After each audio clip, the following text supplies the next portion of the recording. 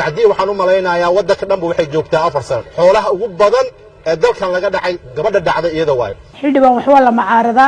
laakiin adigu gabadha waxaad gaadhay gogaradeeda inaad ka siibto heerkaas aad gaadhay laakiin erayadana taabtay waxay ahayd waxay dhacday waa tuugo oo waa dambiile waa kan sacdiya dumarnimo waxaan qabnaa in dumarnimo loogu gafayaan qabnaa inay haween tahay aan qabnaa ka xunahay markoood mar labaad mar saddexaad xildhibaanka inuu aragtideedii meeshuu dhihi lahaa waa saxan tahay ama asagoo dhihi lahaa way qaldan tahay inuu personal attack ku suubiye sacdiya dumarnimo waxaan qabnaa in dumarnimo loogu gafayaan qabnaa inay haween tahay aan qabnaa haddii haweenka Soomaaliyeed aan nahay maanta fursad ay u heshay sacdiyo inay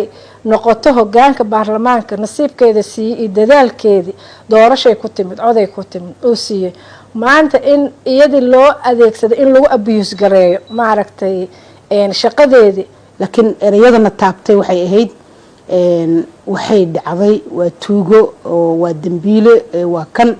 qofka muwaadinka ah lama dhihi karo waa dambiile ilaa ay maxkamad ay ka xukunto waa la eedeyn karaa wadanka hanti dhowr qaran uu leeyahay golihii shacabka dhexdiisa gabar Soomaaliyeed loogu gafo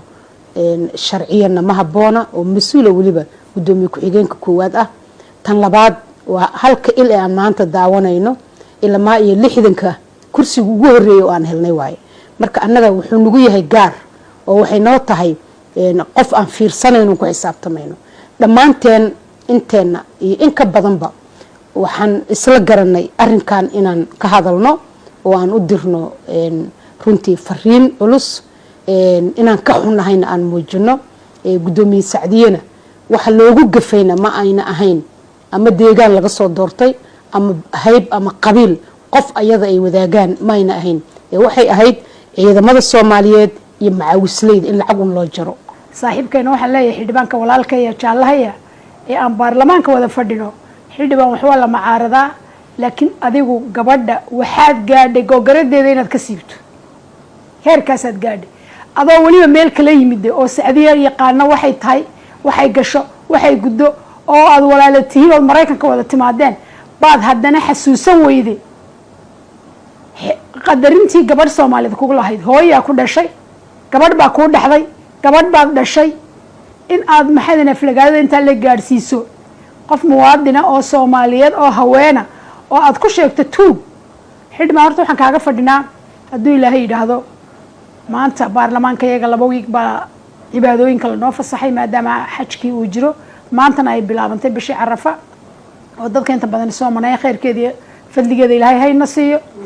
waxaan leenahay walaalkayo maalinta la soo noqdo 2 kuba midxaad leeyahay laga waayay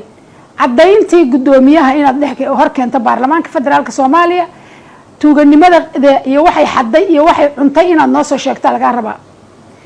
ragga Soomaaliyeed waxay burburiyaan iyo waxay cunaan iyo waxay qaataan midnaba lama sheego